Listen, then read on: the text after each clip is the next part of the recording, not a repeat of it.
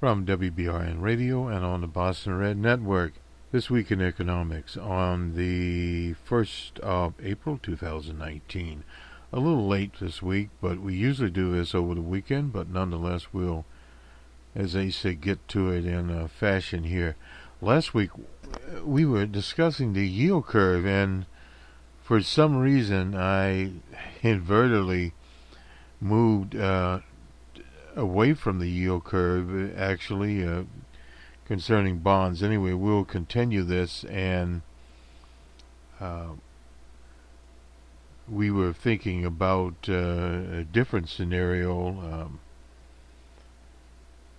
However, we'll get back to the yield curve. The yield curve, I won't say it's mythology involved in the yield curve, but however, there are some suspicions as the yield curve flattens. Of course, it's a sign of recession, and there is fact-based arguments on both sides of the coin, and we at this mic feel that it's overstated, basically speaking, the yield curve as far as it concerns the bond market, and of course where the bond market goes eventually, the stock market is looking onward.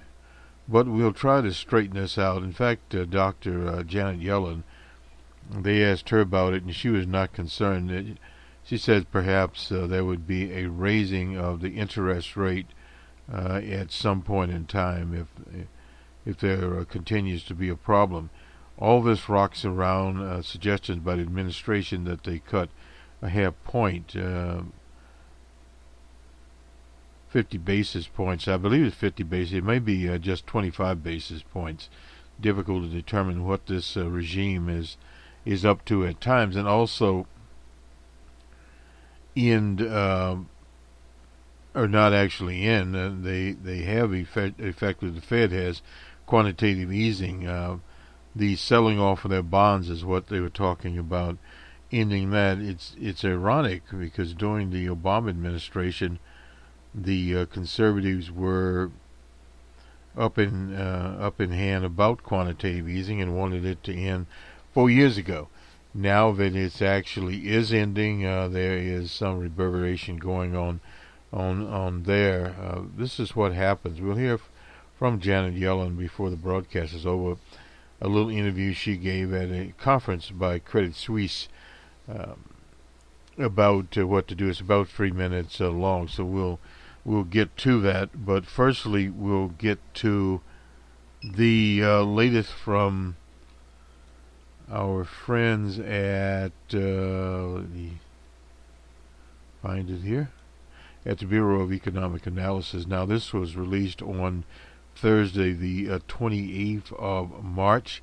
Gross domestic product, Q4 and annual for 2018. This is a third estimate. Corporate profits, the Q4 and the annual there. Now, this is a more complete estimate here. Real gross domestic product, GDP, increased at an annual rate of 2.2% in Q4 of 2018. That's according to the third estimate released by the Bureau of Economic Analysis. In the third quarter, real GDP increased at 3.4%. The GDP estimates released today are based upon a more complete data set than were available on the initial estimate last month.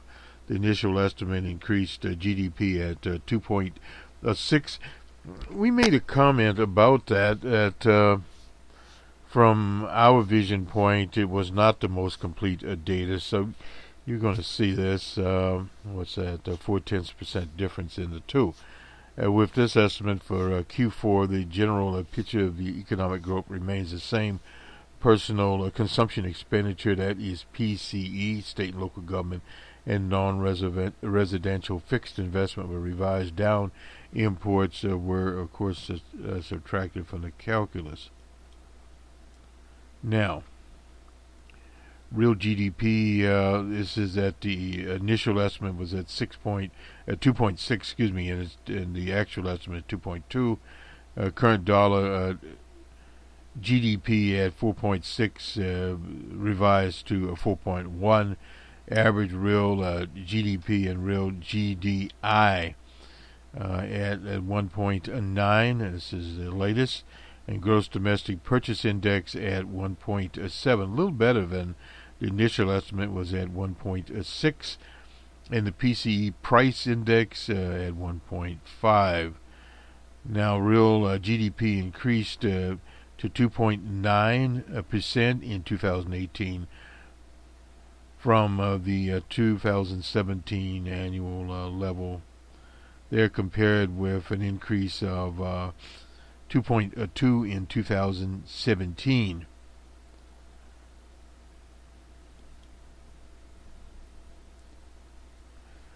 So current dollar GDP increased. This is the acceleration in real GDP from 2017 to 2018. Primary reflects acceleration in non-residential fixed investment, private inventory investment, government spending, exports, PCE, and upturns in state and local government spending that were partially offset by downturn in real residential investment. Current dollar GDP increased at 5.2%, or 1.01 trillion in 2018, leading to 20 trillion.49, compared with an increase of 4.2 or 778.2 billion in 2017. Real GDI increased at 2.3% in 2018, compared with an increase of 2.3 in 2017. The price index for gross domestic purchases increased. Wait a second here.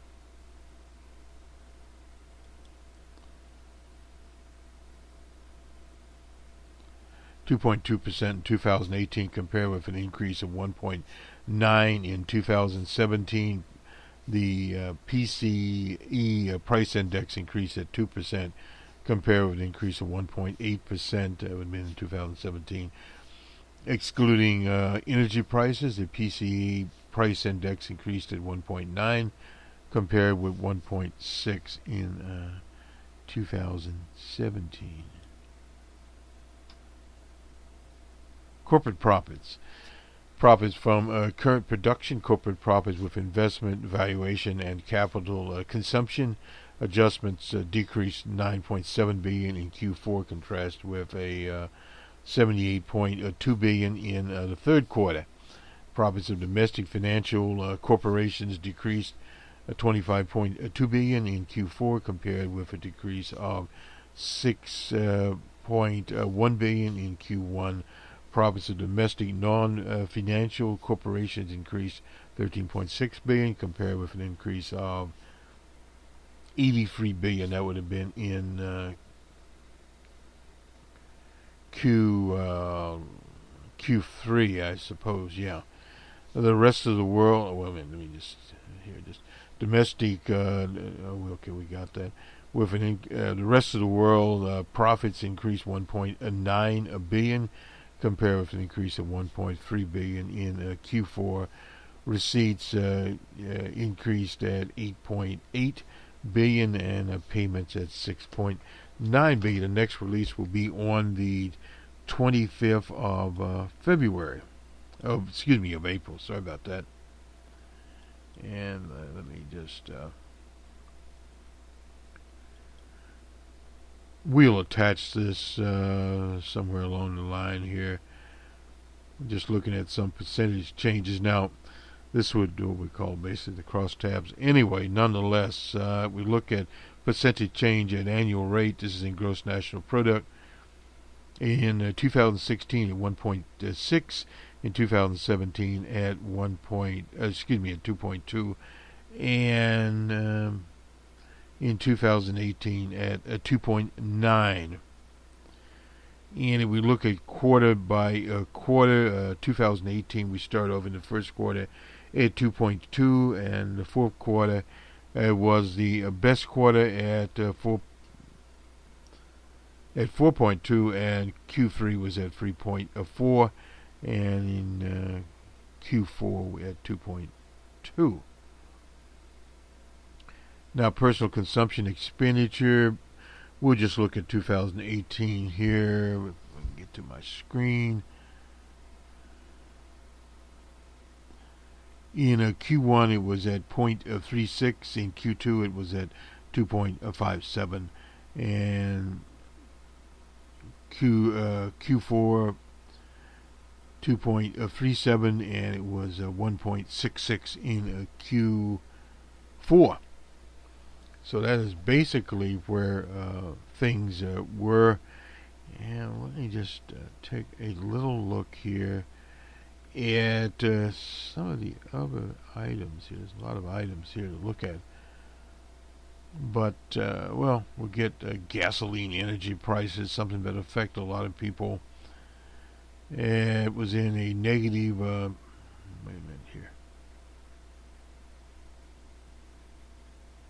Point not 5, point not 7, point not 6, all in negative. And in Q4 it was at point not 5. Okay, so in other words, this is the way energy was. Energy was down, energy was up. Non-durable goods, Q1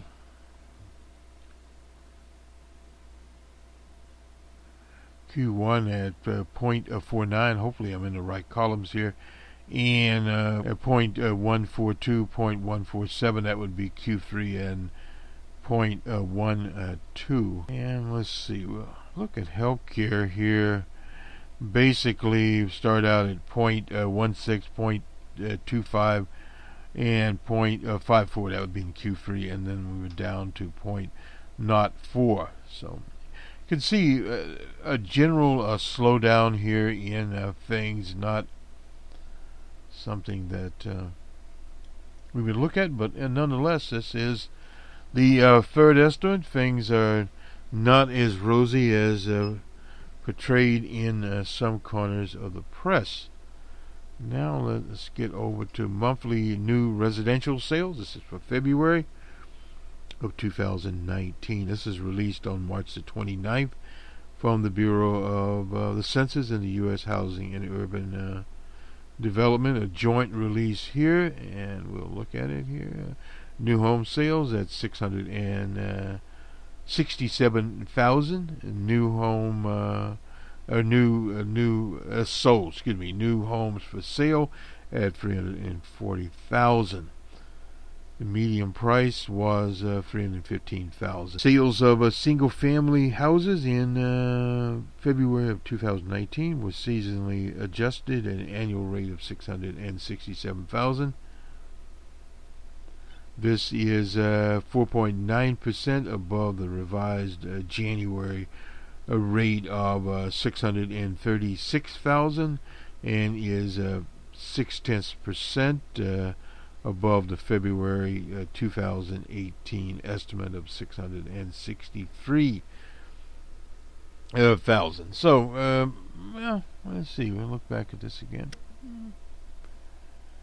So the median price was 315,000. The average selling price was 379,000. Sales inventory and a monthly supply, the seasonally adjusted new homes for sale at the end of February was 340,000. This represents a supply of 6.1 months at current sales. So this is basically where we are. And let's move on here. From the Philadelphia Fed, this is Patrick Harker. Circumstances are not in place to raise interest rates, as according to him. And so there we go. We won't see an interest rate coming here anytime soon. Now the yield curve, we talked about it, and we'll get to it. The inverted yield curve definitions here. There's been a lot of talk here about recession coming, and we look at the daily rate. Let me just refresh. This is from the Department of the Treasury. This is yield curve rates. And let's see. Maybe we'll put it on here. On the 30th, the 2-month was at 2.44. The 1 month, the 2 month at 2.46, and the 3 month at 2.44. So these are basically where the rates are. The last we have is on the 30th. Just make sure that we have what we need here.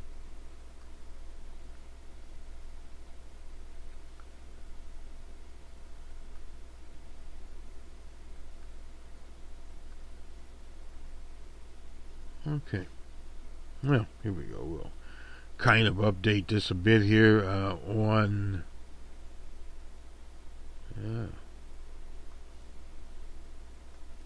sorry about that. We need to go back. All right. So the 30th is the last day that we actually have for the yield curve here. We thought we'd bring this in and talk about it. Recessions in the yield curve. There's been a lot written about this, and this is from Forbes. Not sure the date on this. This is by Leon Lebrechen. Anyway, a lot of chatter about the inversion of the yield curve and how it is an indicator of impending a recession. To better understand it, let's take a look at both the history and the current situation. We'll just take a look at with him. Remember that recession is generally defined as 2 consecutive negative quarters of GDP growth. It is a period of economic decline with a reduction in trade industry activity, natural part of the business cycle. And this is what we were talking about, was the business cycle, and we sort of interchange the two. Anyway, they do relate that the Phillips curve was anyway. The yield curve, simply stated, yield curve is a graph that plots the interest rate yields on bonds or equity quality over varying maturities. Most of the time, the short maturities have a lower yield than longer maturities. This makes sense since investors usually want a higher return in exchange for tying up their money. Typically, investors will want about 1%, that's 100 basis points, from a 10-year yield than from a 2 years. The Treasury yields here. Curves come in many shapes. The standard curve is upward slope, and the flat curve is when the long term and short term rates are equal. And there's some reasons here. What is an inversion? Inversion is when the short term rates are higher than the long term rates. There are many types of inversions, but the standard is a 10-year Treasury yield minus the 2-year yield. And according to James Bullard, he's at the St. Louis Fed, the inversion tends to be a hamburger of prospects for long-term growth and low inflation. An inversion could mean that investors see more risk in the short run than in the long run. Inversion is a predictor recession. In general, inversion is a good predictor of lower growth and consequent recession. And this can happen. And they give several illustrations here date of the inversion. This was in 1978, and the recession started in January and February of 1980. Another one was in 1980. They had an inversion. In September, and another recession started in the 7th month of 1981. This is during Reagan. There were a lot of recessions during that period. Another inversion was in 1989. Remember that one? And then, of course, the recession started in 1990. That was a long recession there. And that was an 11-month recession. Now, the one in 1980 was a 15.5, a very long one. Most of these were at least, we can say 10 months, looking at the record here. And then the 2001, if you remember, that was under G.W. Bush. It started in 2000, in February 2000. That was the inversion. And the recession itself happened in March of 2001. It lasted for 13 months.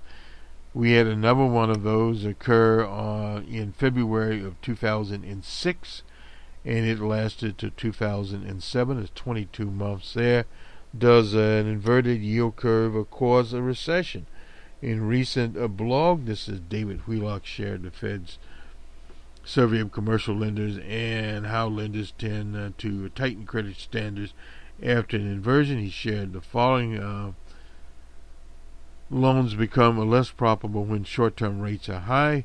Banks' risk standards get more stringent, and inversion may signal a less positive economic outlook.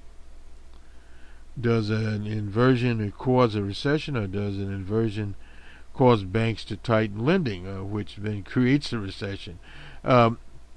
This is an inversion, the indication of a weak economy, or is an inversion a self-fulfilling prophecy? And this is a very interesting article. Basically what we were talking about here, back to the psychology of the market. If so, does a tightening by the Fed cause an inversion? This thus cause a recession? These questions are valid, and their answers are worth investigating. It should be noted that we look at the federal fund rates after near conversions or conversions. The Fed's lags in lowering of interest rates.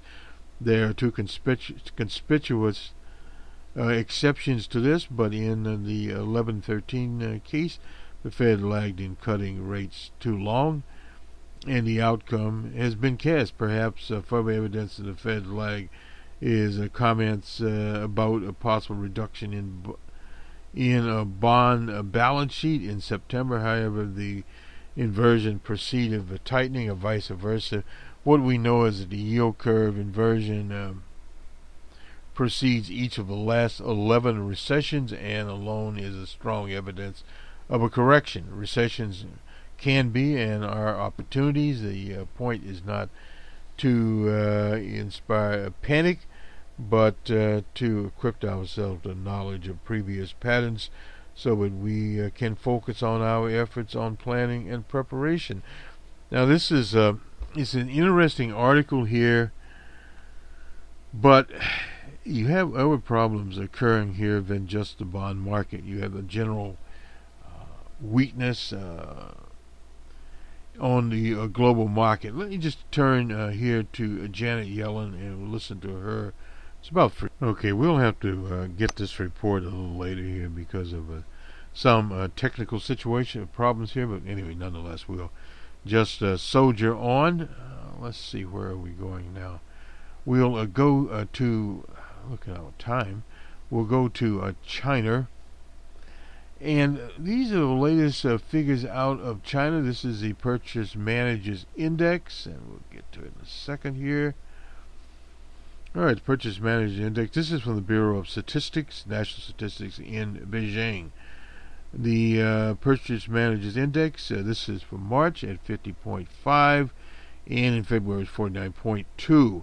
The Production Index at 52.7, It was 49.5 in February, and in January it was 50.9. So it's doing a little better. New orders at 51.6. New export orders at 47.1. It was 45.2 in February and 46.9 in January of 2019. In-hand orders index of 46.4. It was 43.6 there. Finished goods inventory at 47. It was 46.4 in February. Finished goods inventory index at 47. It was 46.4. I think we gave that one. Purchase volume index at 51.2. It was 48.3 in February. Import index at 48.7. Something we look at very closely, and it was 44.8. So they are moving on with it, as one would say. Getting on with it. The purchase price index at 51.4, and the main raw material purchase price index at 53.5 was 51.9 in February. The raw materials inventory index at 48.4. It was 46.3 in February. The employment index at 47.6. It was 47.5, up a tenth of a point there. And the suppliers delivery index at 50.2. It was 49.8, a few tenths up there. Expected production and business activities index at 56.8. It was 56.2 in February and 52.5 in January. And we go back to December, it was at 52.7. That was there. So we basically have a summary of what is going on in China. And let me just check here very quick. Oh, we got new home sales in already. And let's go to the numbers. We're kind of running a little ahead of time this time around. BBC's headlines also, Chinese factory activity picks up in March. This is moving along here from the BBC. Now, we had not looked at it. We'll have to look at the Marxist survey here, market survey. Basically goes along with the one that we received from the Chinese here, but we'll look at it here, and this is a number of them released here, and while we're here, we'll look at some of the others also.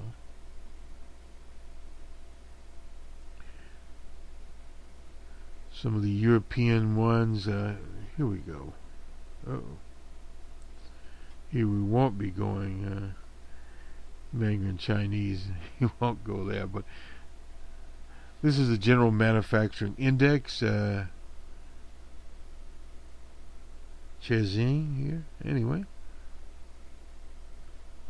the key points here is it posted above the neutral, what they call 50 a point, at 50.8 here.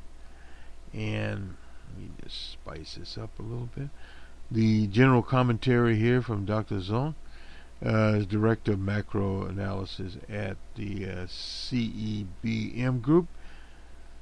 The Zhezing, Chinese General Manufacturing PMI, came in at 50.8 in March, up from 49.9 the previous month, indicating a notable improvement in the manufacturing industry. The sub-index for new orders climbed to its highest level in 4 months, and the gauge for new exports returned to expansionary territory, showing that both domestic and external demand rebound here. And the output sub-index continues to rise into expansionary territory. Data from the National Bureau of Statistics. We already went over that one. So we're okay here. Let me jump back here and grab a few of these, and unfortunately, the Japanese PMI, while we're here, we'll do some of these. This is on May the 1st, since April the 1st, sorry about that. Demand remains sluggish, pulling out output lures, and firms push resources to clearing a backlog due to lack of new work. And the Chinese manufacturing economy ended the first quarter in poor shape with weak demand, pulling orders from domestic and international markets alike fell during March, with panelists citing increased difficult economic conditions. Hiring decisions are also impacted by reduced sales, with employment only mildly. Purchasing activity was meanwhile reduced in line with lower output levels. The headline Japanese Purchasing Managers Index was at 49.2 in March, slightly up from 48.9 in February, and below the magic 50%. There was little sign of improvement, economic improvement, since February, with demand easing at a rate similar to the 32-month record seen in previous months. During March, new orders for domestic and international clients have both fallen. Panelists link the weak foreign sales to China and the Taiwanese clients. Hadn't seen anything about Taiwan here, but here we go. The outlook subsequently remains underwhelming in March, despite confidence improvement for the first time in almost a year. Optimism remains subdued. Global trade fears the impact of incoming sales tax hike and weak growth in China also cited factors. So the comments here, Joe Hayes, he is at IHS Market. The final manufacturing PMI print of Q1 for China points to the worst quarter performance in the sector since Q2 of 2016. The likelihood of negative trend in output being stymied at any time soon appears, and slim, and with demand for goods, both domestic and international, waning further. Firms have cut production at a faster rate in almost 2 years. At the fastest rate shows a reluctance to replace outgoing staff, with employment growth at lowest level since 2016. Economic backdrop for the manufacturing sector in Japan remains fiercely unchanging. Asian good producers face headwinds from slowing growth in Europe and in China, and yet to gate a breakthrough in U.S.-Sino relations.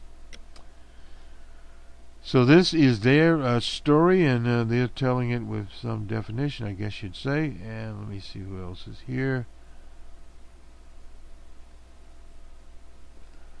We'll look at the German index, because they are the largest in Europe. It falls its lowest since 2012. German manufacturing sector sank deeper into contraction at the end of the opening quarter, with the latest PMI data from Market and BME. The headline BME German manufacturing PMI single figure snapshot of performance of the manufacturing company economy dropped sharply in March to 44.1 from 47.6 in February. It's the lowest reading since January of 2012, in the midst of the Eurozone sovereign debt crisis, and also below the preliminary flash figure of 44.7. Deterioration in performance was underpinned by a sharp and accelerated decrease in new orders, which was in turn partially driven by a further slump in export sales. Both a total book order and new business from abroad fell at fastest rates since 2009. That was in the Depression. And accordingly, the latest data shows a marked decrease in output rates with decline in acceleration there. And the comment here is principal economist here, Phil Smith. The final point, the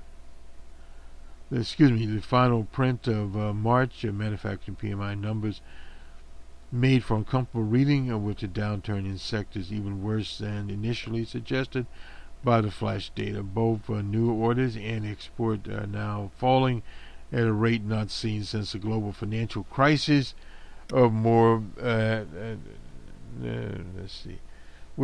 and more firms reporting low demand linked to Brexit, trade and uncertainty, troubles in the automotive industry, and general softness of global demand. Manufacturing output fell markedly and at the fastest rate. Now this is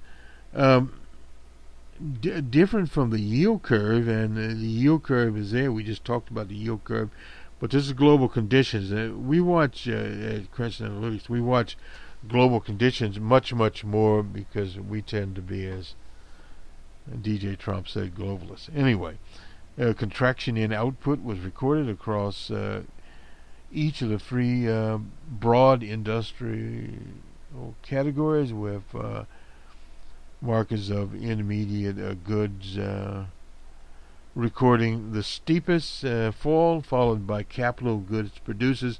Manufacturing backlog of work fell for the seventh straight month at the fastest rate since 2009. This lack of pressure on capacity was reflected in drop in employment across the sector, the first fall in 3 years. Decline was only marginal, but needlessly contracted with a solid rate of job creation in prior months. There are several mentions of non-renewable temporary contracts.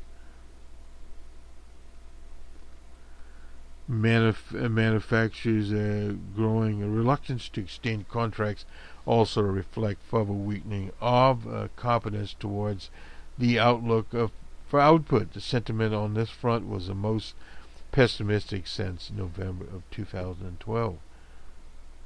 Elsewhere, the latest data shows a further easing of inflationary pressures, no doubt. Output changes increased at the slowest rate since November 2016, while input costs barely rose. A fall in street prices is one of the major main factors weighing in on overall cost increase. The slowdown input cost inflation reflects reduced purchasing activity amongst the German manufacturers. Buying levels fell sharply, contributing to reductions in stock of inputs, the third in the past 4 months.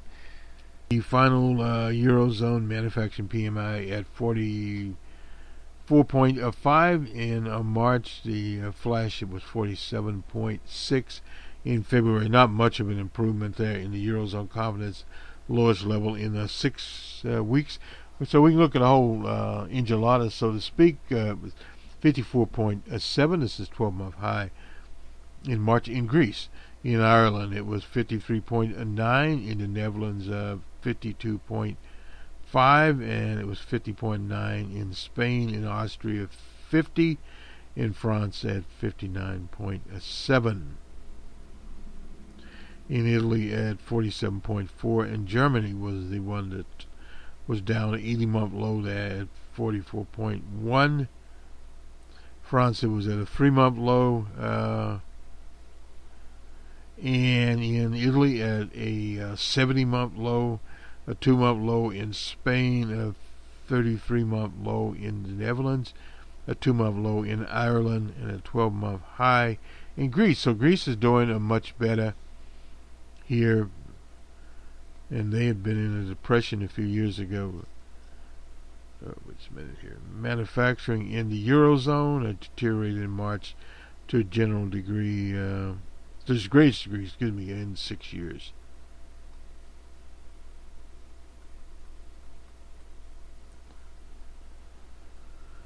The PMI had been on a broadly downward trajectory since reaching a series high at the end of 2017, and in March, weakness was primarily centered in the intermediate and investment goods sector. Both categories registered notable deterioration in operating conditions, which was in stark contrast to consumer goods, which forward growth by modestly recorded.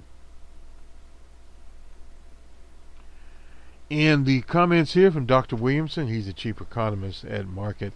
The March PMI data indicated that the Eurozone's manufacturing sectors in the steepest downturn since the height of the region's debt crisis. That was in 2012. The survey indicates indicative of output falling at a quarterly rate of approximately 1% in March, suggesting that the January rebound for one-off factors late last year is seen in the latest official data is likely to prove short-lived. Looking at the forward-looking indicators, downside risks have intensified, and the trend could clearly deteriorate following this. In Q2, new orders are falling at a rate not seen since 2012, and disappointing sales means warehouses are filling with unsold stock. Orders to inventory ratio, a key indicator for production trends, is lowest for almost 7 years. Expectation of output for the coming year also the gloomiest since 2012. Concerns over trade wars, tariffs, rising political uncertainty, Brexit, and perhaps more importantly, deterioration forecasts of economic environment both at home and in export markets were widely reported to have dampened business activity and confidence. Cost cutting has become more evident as firms grow more risk averse, and notably with respect to hiring, job losses reported in both Germany and in Italy. However, France's manufacturing sector is also now back in decline. Austrian goods producing sector has stalled. Spain is close to stagnation, and growth has lost considerable momentum in the Netherlands, and highlighting the tightening of there. So that is where we are. We'll return here. Okay. Anyway, back to the BBC. Somewhere we lost the BBC along the line. Oh, I know where it was. Yeah, we'll just have to go here. And we'll do the numbers. So interesting when you're going to do the numbers and you get into other things. Anyway, that's okay. We'll start with the FTSE 100 at 0.76. In Amsterdam, they're at 0.67%. In France, at 0.79%. The DAC at 1.23%. The Eurostas 50 at 0.75. In Madrid, they're at 0.60. In Bombay, 0.99%. In Hong Kong, the Hang Seng, in Hong Kong at 1.76. The Nikkei at 1.43. And to the U.S. market, of course, they're closed naturally. They're at 0.82, and that was the Dow. The Nasdaq was at 0.78. And in Chicago, the S&P 500 at 0.67. And we'll take a quick look at commodity prices this morning. Brent crude futures at $68.59. That is a jump of 1.49%. And West Texas Intermediates at $60.70. The futures, and that is 0.69 change there, or 58 cents. And $1.01 change on the plus side. Gold is down 1.21 at $1,291.15 on the Forex. And that's what we have there.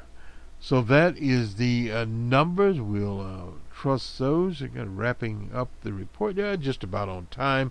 We'll put Dr. Yellen's comments on the back here, what the Fed should do. And I suppose finally, the U.S. economy, there's a mixture of many, many things going on here. You still have some inflation in fuel and in food pricing, which need to be addressed, and that is, depending on how things work out, a rate hike one or two times this year could be in order. But we look to where the global economy is, much more so than where the bond economy, the bond is there, because again, the bond numbers, if the yield curve flattens, which it is flattening, short-term, long-term, there's another direction also. Now short-term, yes, the economy is going to be very, very choppy short-term. What happens in the long-term is anyone's guess. But at the same time, the last time we checked on mortgage rates, they were still at low. But part of the problem is the median price of homes is too high. That has to be corrected, and people will start to buy some of that housing stock. It's setting out on the market a 6-month supply, so that is okay. Going into the spring, that is usually a hot season for buying homes, if there is going to be a hot season for buying homes. The U.S. economy will get the latest out there, but it has not escaped global demand. Unemployment, of course, at better figures than have been seen, but you have to look at the unemployment across the last 2 years. We've been at under 4%, 3.9, 3.8. It becomes basically a normalized rate. In other words, you're not at this point losing jobs, but you're not producing jobs. And in many places where they have historic low unemployment, we talk certain places, the Dakotas, they've had this before, the below 3% rate. Job creation there is slower because obviously there are not people in the job market. So thus your hiring is not as robust. That's one of the things that we'll have to explore, that when you do have low unemployment, what is your pool of applicants? And this is one of the things that's coming on here. As the baby boomers retire, there will be less people in the pool that will be eligible to take many of the jobs. Naturally, restriction in jobs will eliminate some in manufacturing, such as some of these plants will be closing, or closed, and more will be closing because of the global demand, unless they're dealing with domestic markets. And also now the threats by the administration to close the border in Texas and I assume California to Mexico, that in itself will have a short-term impact, depending on how long these border crossings are closed, on those regional economies. So we can look there to see exactly where we are going. This will do it for us, for those in business. Make next week a productive one. The consumer, the eye is always on the prize. We'll be looking in the next few days for the University of Michigan to come out with its new consumer sentiment survey.